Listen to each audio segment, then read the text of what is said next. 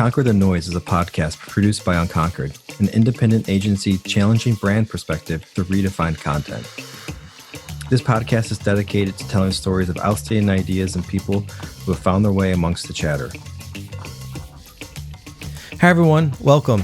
I'm Jonathan Hansen, Chief Creative Officer at Unconquered, and I'm your host of Cultivating Purpose and Passion in Business. Thank you so much for tuning in today. We have a great show. We have the CEO of BranchBasics, Tim Murphy, on. But before we jump in, I would love for you to take a moment to head on over to the Apple Podcast app and leave a review.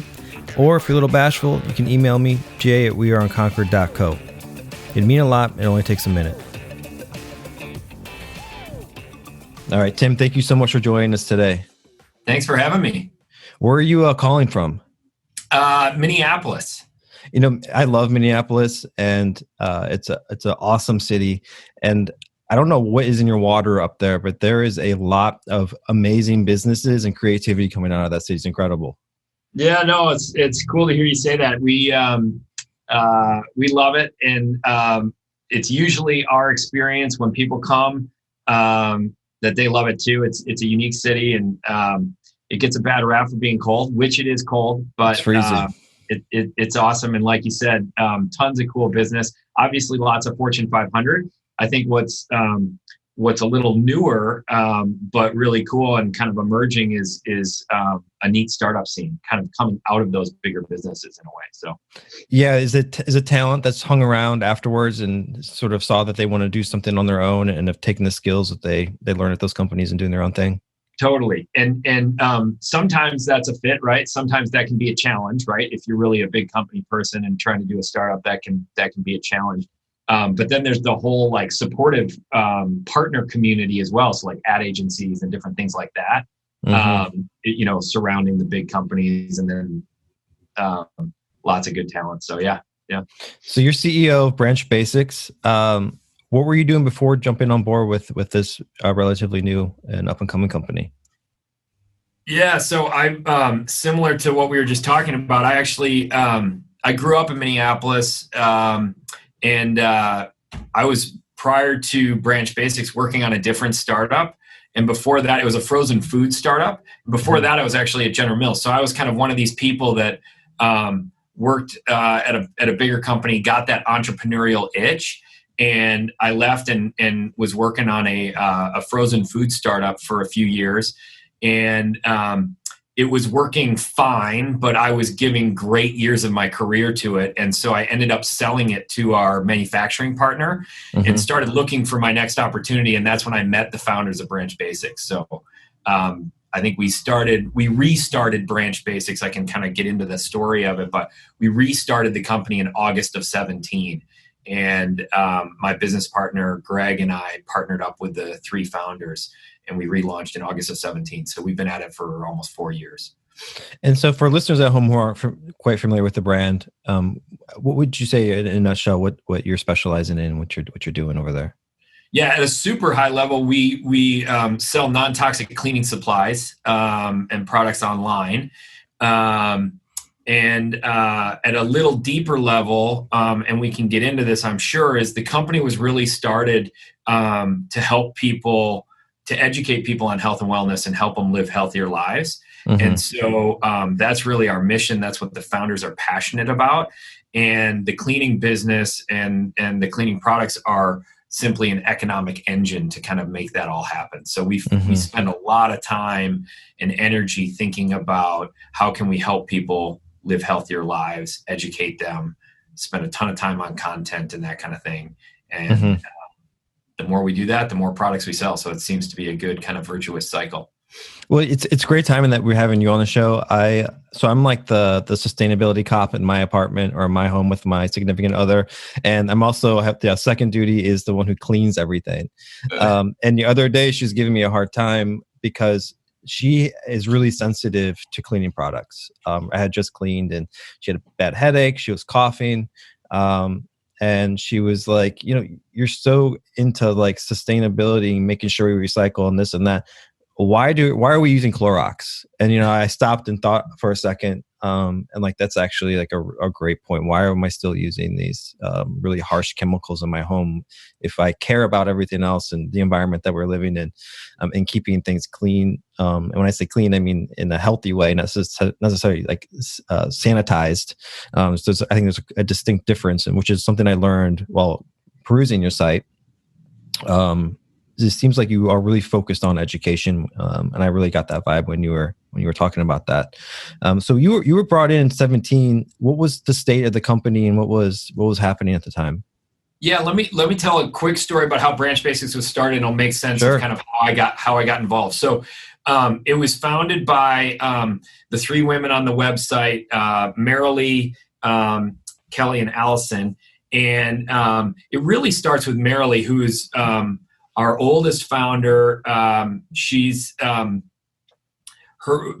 long time ago, almost 30 years ago, her son was chemically injured when he was in grade school. So he was exposed to some super harsh pesticides. He went from kind of being a healthy young boy to somebody who was reacting to kind of every chemical that he would come in contact with. So like the paint on the walls, the finish on the table, the cleaning products used in the house, her perfume or makeup, that kind of thing. So they were going to every doctor they could possibly find. And bottom line, and they were kind of hitting a brick wall. Like people were throwing up their hands saying, Marilee, we don't know what to do. Like your son was chemically injured. We get that, but we don't know how to like kind of help him heal. And I think he's just going to have to be a bubble boy, like live in kind of this perfect bubble and not come in contact with anything. And long story short, she kind of refused to believe that. And she, over the course of many years, probably 10 years, nursed him back to health. And the story has kind of a remarkable ending.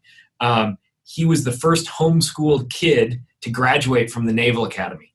So he went from kind of like normal, healthy boy to somebody who's incredibly sick. The doctors couldn't figure it all out, to then graduating from the Naval Academy. He's super healthy now, has a family, lives a completely normal life. So pretty remarkable story. Fast forward 10 years later, Marilee's niece, Allison, is sick with some kind of mysterious symptoms. She can't get to the bottom of it. She's seeing experts all over the country. They're kind of throwing up their hands saying, we don't know what's going on, Allison.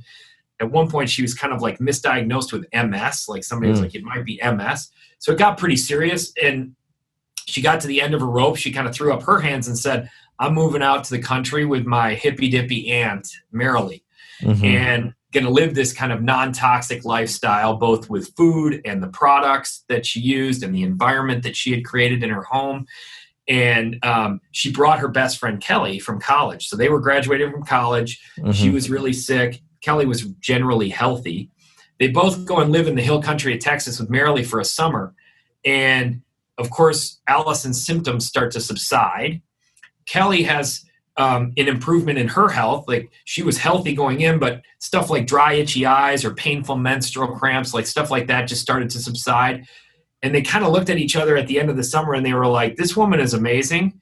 And she has something incredible to offer the world. Like we need to put her brain on the internet. Like she has too much knowledge that she gained from healing her son and working with other chemically sensitive people as a result, that they were like, rather than go out and work for some company, like we want to put her brain on the internet. And so they started BranchBasics to do that. And they just started using cleaning products are some of the most toxic products in our homes. And so they started with cleaning products, selling cleaning products. The one brand that Marilee used, was able to use with her son, is what they started selling. So they would buy it from a woman in Florida in big totes, and then they'd bottle it up and sell it online. And the business really took off, and it got to be something kind of more than they expected it to be. And yet they didn't own the formula. And so they tried to buy the formula. It didn't work.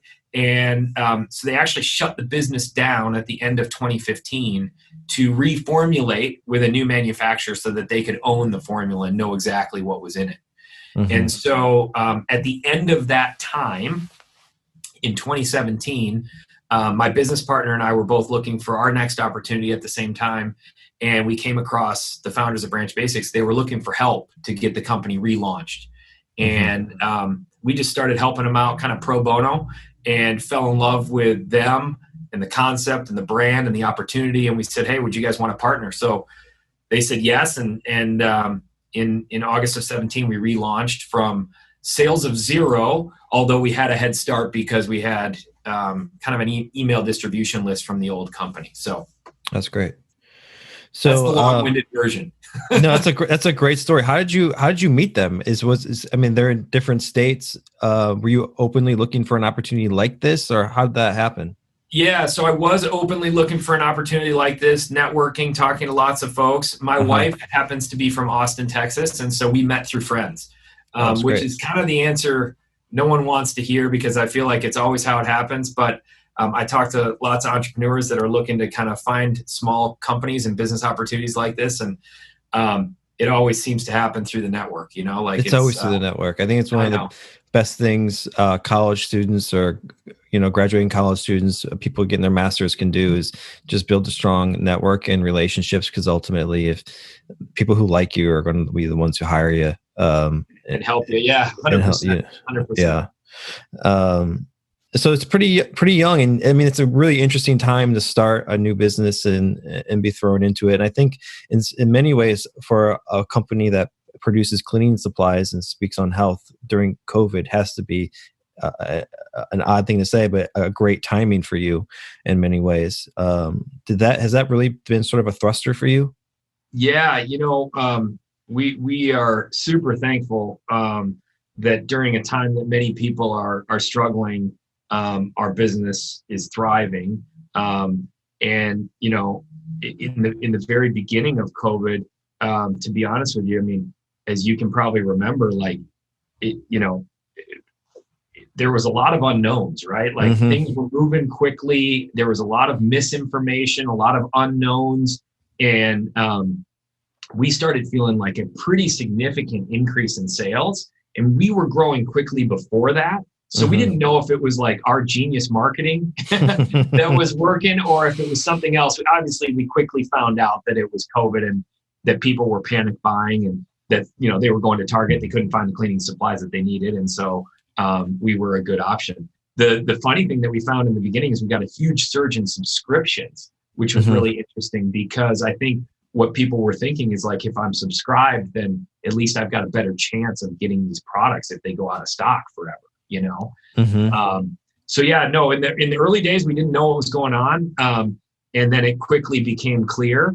And then the challenge turned to, the supply chain, which was incredibly disrupted in the very beginning. And people were kind of unsure, who was essential, who was able to go into work, all those kinds of things. So I remember getting a phone call and an email late at night from our co-manufacturer who makes our product saying, can you write us a letter saying that you're an essential business in case we get any pushback?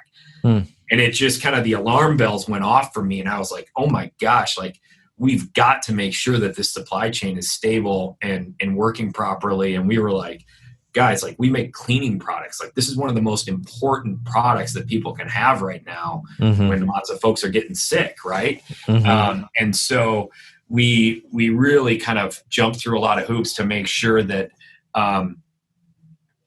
we figured out our supply chain, that we kind of, we advocated, for the company. I mean, as a startup, it's hard to do because you're small. You don't have a ton of it's one thing if Clorox comes in and says, hey, we're essential, and they've got lots of lawyers and all the other stuff. So, for us, it was like, hey, we needed to advocate for ourselves and make sure that our manufacturer knew that this was a super important thing and that they needed to kind of keep going as best they could. So what does advocating for yourself sound like, or what does that involve for you?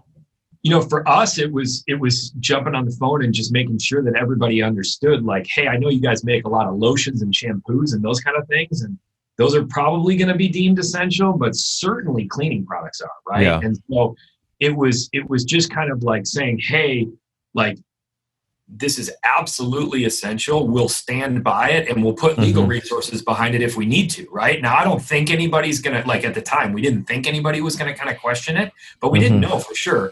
And so we were prepared to kind of put legal resources behind saying, hey, this is an essential business and we need to be operating, we need to be, up and running. And so it was kind of those discussions. And then there were some parts that we couldn't control, no matter how much we advocated, right? So like when we buy bottles, labels, caps, those are coming from all parts of the world. And obviously the supply chains in China were kind of affected first. And we're still feeling that with lead times that are kind of through the roof. And that's still kind of settling out. Has that helped you refocus on U.S. suppliers or North American suppliers? Yeah, a little bit. It's definitely something that we consider a lot more, when we're looking at new suppliers. There's pros and cons to suppliers, in different locations. Yeah. And I think it's just one more data point now that we kind of consider, one more criteria that we consider when we're looking at a supplier. For startups, you don't have kind of the choice that a big company has a lot of times, right? Like you're lucky to get a supplier to answer your call a lot of times, right? Because you just don't have the volume that a bigger company would have. So we work with an amazing company, a packaging broker actually, that has really helped us, called Berlin and Berlin Packaging. And they've just been a phenomenal partner and helped us kind of navigate this crazy time. And what's so fascinating in some ways about this past year with COVID is it was new for everyone. So everyone's gone through, culture change, an educational period. They've learned about themselves, learned about their business, learned about the health, how to protect yourself and your families.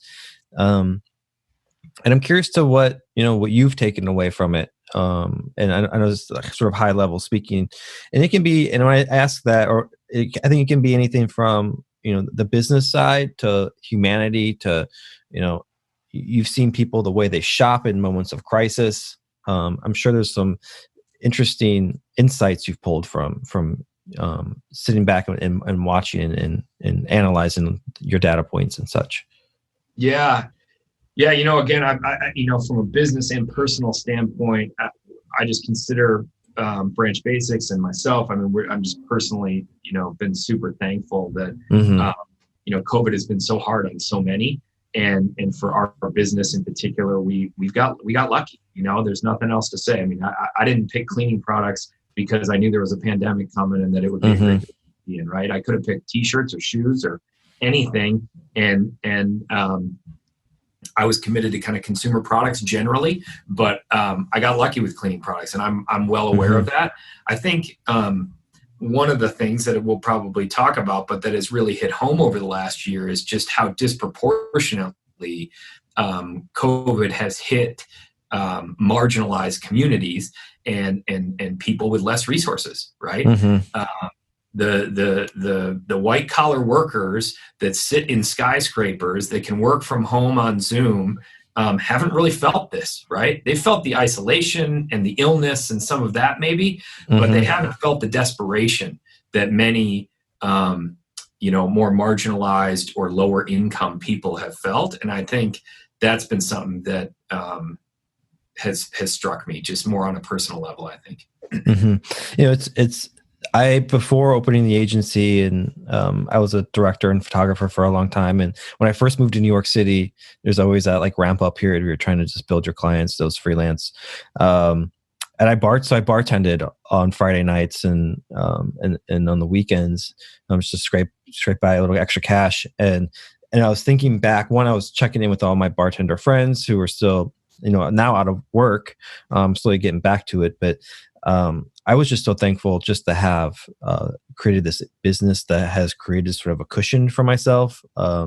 And, a lot of just super fortunate there, because otherwise I don't know what I would have been doing if it were 5 years ago. And a part of my lifeline, my, way I'm sustaining myself is just pulled out from underneath me. So I can appreciate exactly what you're saying. It's some, I feel very fortunate that I've been able to weather things. 100%. And then add a single mom with a couple kids on top of that. Yeah. Right. Like, yeah, I don't know how they do it. So yeah, no, it's super grateful to be in the position that we're in. So, and I think what's interesting, what was scary about that whole situation is going into grocery stores and seeing everything sold out, hearing about how food supplies have been disrupted. And I'm sure you saw this on your website when people were ordering between panic buying and then your regular shoppers. And I'm curious to like, what are signals of panic buying and how are you sort of adjusting for this sudden spike in demand? Yeah. So, like I said earlier, in the beginning, we didn't know it was panic buying. We didn't know what was going on. I mean, we were growing quickly beforehand. We were trying and testing lots of different marketing activities. So, and a lot of times too, we'll get influencer hits that we won't know kind of like exactly like when they hit and that kind of thing. So early on, we didn't really put it all together. And then it quickly became clear what was going on. And I will say it wasn't kind of like a shock in the sense that we're looking at our sales every single day, right? In kind of very deep and analytical ways. And so we quickly kind of determined what was going on.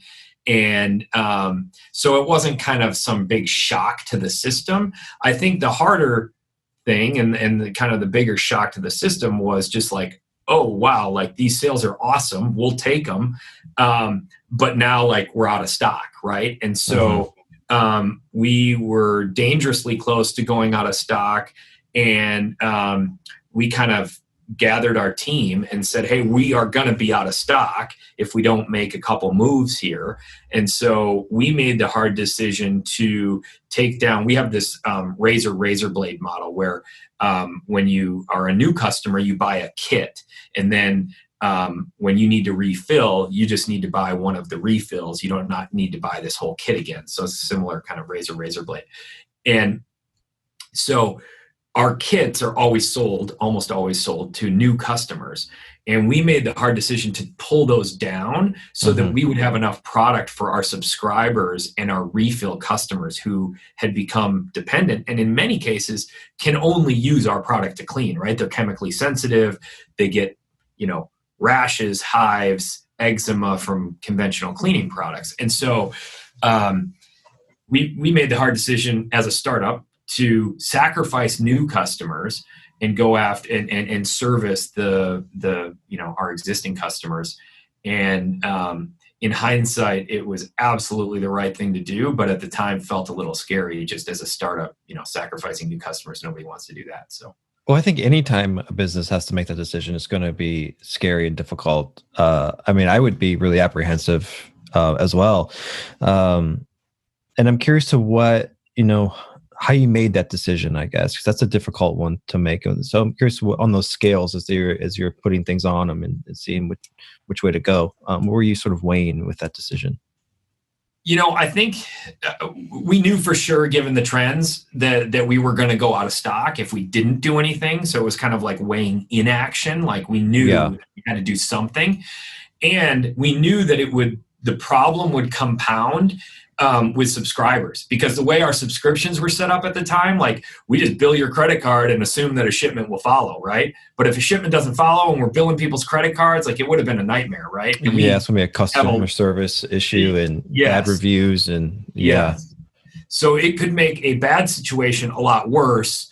And so we avoided it, or we I think felt comfortable acting for a number of reasons, but that was probably the primary. It was like, hey, we're in a tough position right this second, but it could get a lot worse if we don't do anything. And so I think that gave us some confidence to kind of act quickly. Yeah. So I imagine that takes some customer communication to make sure people aren't totally turned off from the experience of going on, not being able to buy or seeing it's being prioritized. How are you negotiating that? Was it an email? Was it a message on the site? Did you have someone reach out to them? Yeah. So given that it was new customers, it wasn't like we had a bunch of emails for these potential new customers, right? So we the nice part about that is you can message it on the site. So somebody comes and they can't buy. That's different than somebody who's bought into your franchise comes to the site and can't get a refill, right? That's a worse experience. At least with somebody new, it's like, oh, hey, they're blowing up. Like they're out of stock. Like must be an awesome company that's blowing up. They can't keep it in stock. You know what I mean? Yeah. So at least you kind of get a little bit of grace there from customers. And the only other thing we did was just we were very clear on when we would be back in stock. So it was like, hey, sorry, these are out of stock, but this is when we expect it. And soon into COVID, people were very understanding, right? I mean, it was it became a national issue, not necessarily one particular to you. And when you're finding your partners for the production process, for your supply chain, how are you evaluating them? Are you looking at their sustainable actions or how their take on the environment or the products they're making? Yeah, no, you're looking at all those things. I think, one dynamic that not a lot of people think about is, as a startup, when you don't have any volume, you're lucky to get a supplier to call you back, right? I mean, that's kind of just to level set expectations. I think I talk to a lot of founders, a lot of entrepreneurs, and they forget that manufacturers make money with big, long, consistent runs with very little variation, right? A startup, if you think about it, is the exact opposite. They don't know what they're doing. They're changing their product constantly because they're getting feedback, and that's a good thing. But it's the exact opposite of what a manufacturer is looking for. So when you go to find a manufacturer as a startup, you're really trying to sell them on the idea, on the management team, on the opportunity, and on the potential, right? And they, most of the time, are taking a flyer on you, hoping that you become a great client someday with big, long, consistent runs. And so that's the primary dynamic. I would say the thing that I think people underestimate that we really try and bring to the forefront as we're looking at a new supplier, which we're always doing, is really the fit piece of it, right? It's one thing for them to be able to make the product and to have the competencies. Obviously, that's a table stakes, right? You got to have those competencies. They got to have their shit together and just be dialed in, right, as a manufacturer. But they are an extension of your business, right? And a lot of businesses have their own plants. When you don't have your own plant, then you have your co-manufacturer. And they're an extension of your team. And I think people underestimate the importance of fit with the culture and just a good working relationship, because oftentimes, especially in the beginning, the incentives are not aligned perfectly. And so it takes a good working relationship with suppliers and manufacturers. So you went through this big boom, and obviously there's that confusion we talked about in the beginning between, is it marketing, is it some sort of influencer, marketing? Yeah, is it am I just awesome at what I do? So as you're going on though, how are you sort of gauging and how's it affecting your marketing? Are you scaling back, or are you actually putting more out there? As I know you're trying to also balance your supply of what you can provide customers too. So I'm sure there's got to be a cadence there. Yeah, we debated all of the above, but as it went on, we were able to put a little email field in there that just said, "Hey, sorry, we're out of stock. We expect to be back in stock at this date. If you want to be kept in the loop or keep up to date on it, give us your email." And so we debated kind of pulling back on marketing, but we thought, man, if we're able to capture like interested consumers and capture their email, what a great resource, right? So we kept, and we knew that it wouldn't go on forever, just we had line of sight to coming back into stock. So we kept our marketing about the same and tried to capture as many emails as we could. And it definitely paid off. I mean, when we came back into stock and we sent that email, said, "Hey, back in stock," it was like,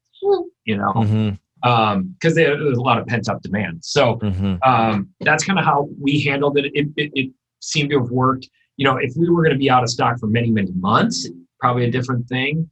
I still would have captured emails, I guess. I probably wouldn't have kept marketing spend the same for that long.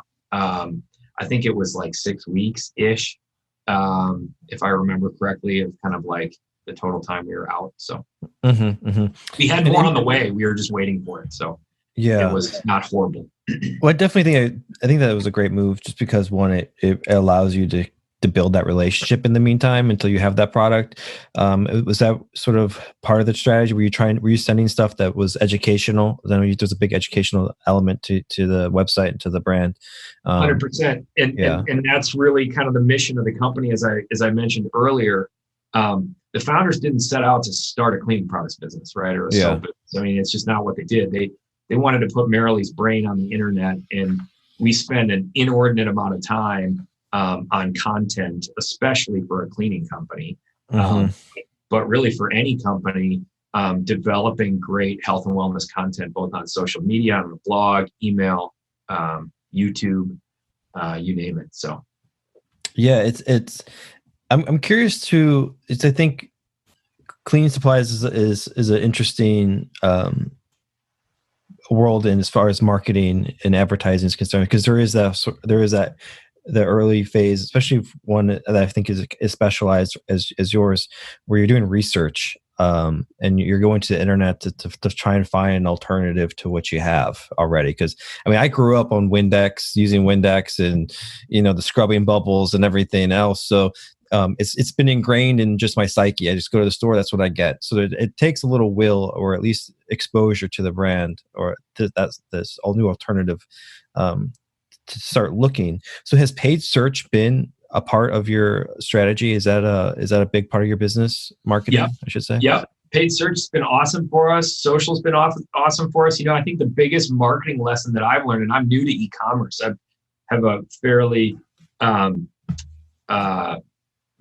my background is with consumer products, but I don't have any e-commerce experience. And the thing that I think I've learned over the last 4 years is that they all work together, right? There's no one silver bullet. Yeah.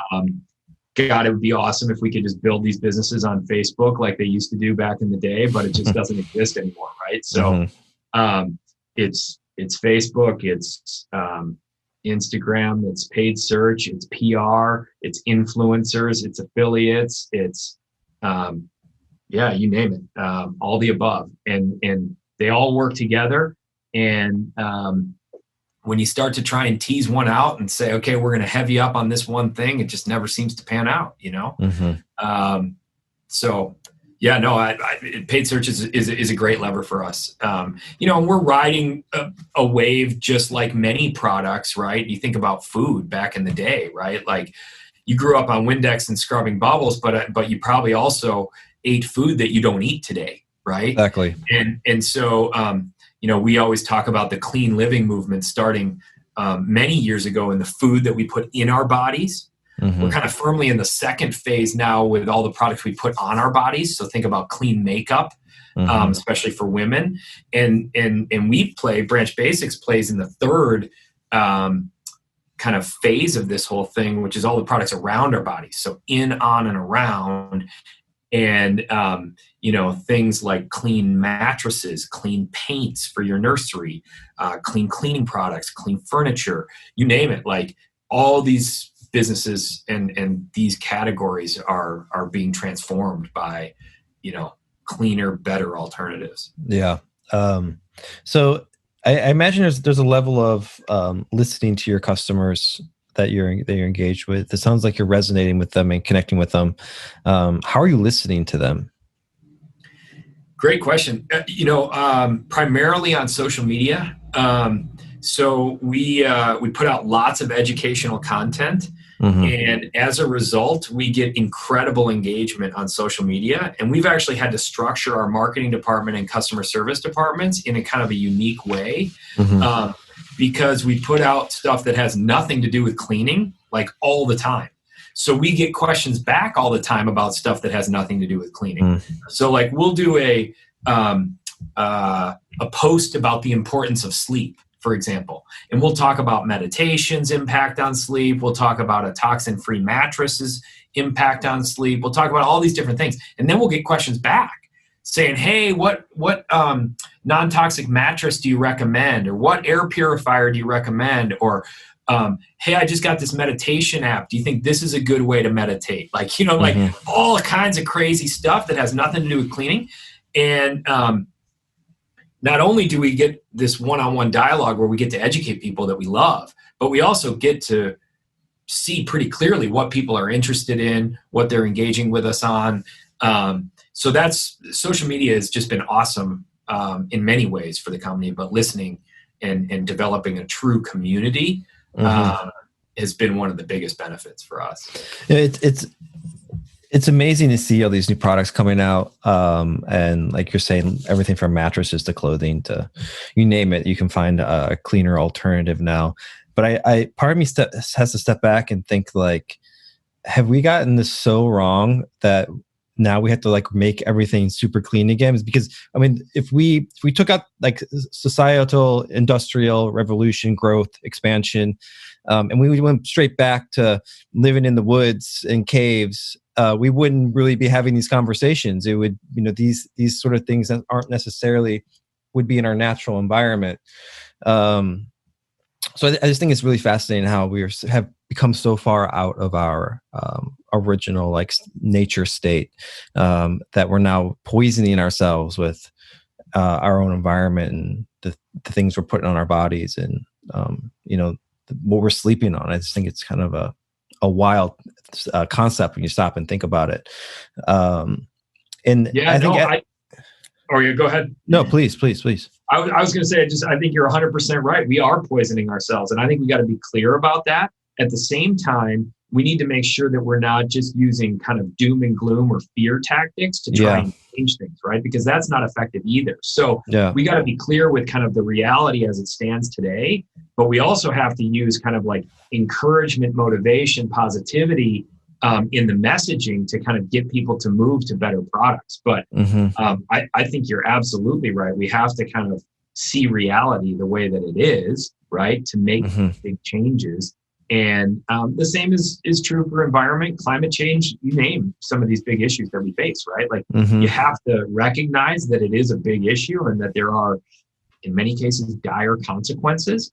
But it can't be about doom and gloom. It has to be really motivating people to change, Well, what I think is what I find really hopeful in getting away from that idea of doom and gloom is just the market's response to this idea of sustainability and how now, of course, there's lots of legacy brands we all use them. They have their purpose in place, but I think they're just such a big ship now. They're hard to move and create some lasting change without some sort of larger regulation. There's going to be ultimately the only way they're going to be able, I think, forced to move at some point is just some sort of government interaction, if that ever happens.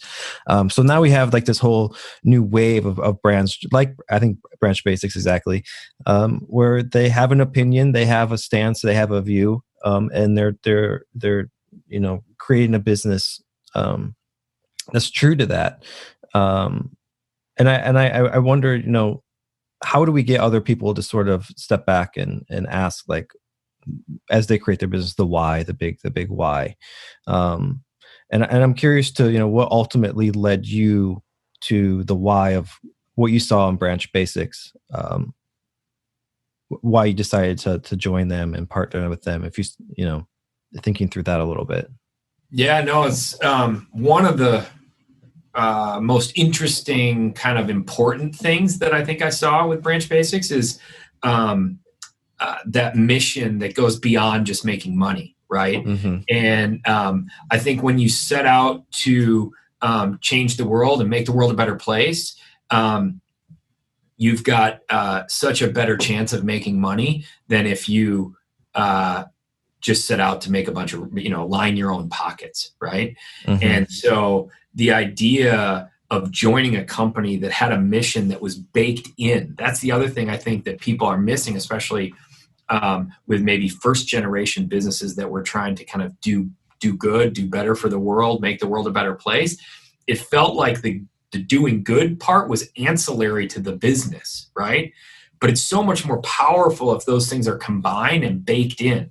So when I think about the good that BranchBasics is doing in the world, it's baked into selling more products and removing toxic products from people's homes, right? Like that is our business, and that's how we do good in the world. And those are kind of fused at the hip. And that's when we can really start to make an impact. That's when we can really start to, when we have that profit motive fueling the education, fueling the mission, that's when it really gets exciting. I feel like when it's, hey, we're going to kind of make a bunch of money over here and give a little away over here, it's just a bit more hollow. It might be a nice V1, right? Like where everybody kind of says, hey, businesses can do good in the world. Like that's kind of a cool aha moment for a lot of people. But then the question is just how do you supercharge it, right? How do you structure it such that you can really make impact? Mm-hmm. And I feel like the businesses that are really making impact, it's baked into the business. No, I couldn't have said it better. It's definitely, we talk about this a lot as we work with our clients, and Lucy, the producer on the show and director of our business development, formed a sustainability council through our mentee program. And that was something that they really challenged and spoke to, is how a lot of sustainability efforts are siloed within businesses, and they're not really, as you said, baked in. So I think for ultimate brand impact and impact in the world, I think you're right. It definitely the values need to connect throughout, instead of just being just like one-off afterthought. I think this is a great point to wrap. I think that was a great comment you just spoke to. So I would love just to end maybe on a little piece of advice that you would have for an entrepreneur, a business owner, or anyone that's trying to that has started their business. Maybe they're a couple of years in. Do you have any advice on how they can sort of start thinking about this more holistically instead of just as like a one-off? Yeah. I think, everyone's going to go about this a little differently, but I think what's important is that you start as an entrepreneur in a small company, that you start with yourself. Like go back to the roots of why did you start the company? And in there is probably some seed of making the world a better place. Even if you did start with kind of a majority of a profit motive, I think that, in the kind of origin story, or going back to the roots, you could find something that you are passionate about, that you are, excited to do to make the world a better place. I think if you can identify that and stay true to it, that's when it's going to be most impactful. Where you go wrong is you say, hey, I want to bake in kind of on the side a do-good component, so we're going to just give some of our profits away. Or, hey, the market seems to want this, so I'm going to kind of make my company about this one issue. It has to be, you have to start with your own, as an entrepreneur, what is your why? What are you passionate about? And then bake that into the company. It's going to be so much more powerful. And I think that authenticity is what's most important. And again, it can be a million different things for a million different businesses. If you armchair quarterback BranchBasics a little bit, and you say, hey, the good that we're going to do in the world is all about helping the chemically sensitive community. It sounds kind of random, you know what I mean? And kind of weird. But when you're Kelly, Allison, and Marilee, and you've had deep personal experience with, in Marilee's case, her own son being chemically, injured, and healing from that, it's not random at all, right? This is their life work, right? And so if not everybody has to have something kind of that traumatic or that intense, but it has to be that personal, and you have to be authentic to yourself. That would be my biggest piece of advice, is don't just manufacture something because you think the market wants it, right? It has to be something that is authentic and that you're passionate about doing. And in a cheesy way, you can sum up and say it comes from the heart. So I think, ultimately that's how I think BranchBasics really started. It was really from an act of love almost for her son. 100%. Yeah. Well, Tim, thank you so much. I appreciate your time today. I love the conversation. You have an amazing growth story, and I think there's a lot of value in sharing your thoughts and experiences there, especially as I think a lot of people this last year struggled with supply chain. How do you deal with demand? And I think going back and focusing on your current customers was really, really smart, and I think can help provide a lot of context and ideas for others. So thank you. Yeah, thanks for having me. Appreciate it. Thank you all for listening in today. Next week, we have Stephen Dime, co-founder and CEO of Flowers for Dreams on the show. Stephen will talk about his journey as an entrepreneur, social enterprise, and how they give away 25% of their profits to charity. See you next week.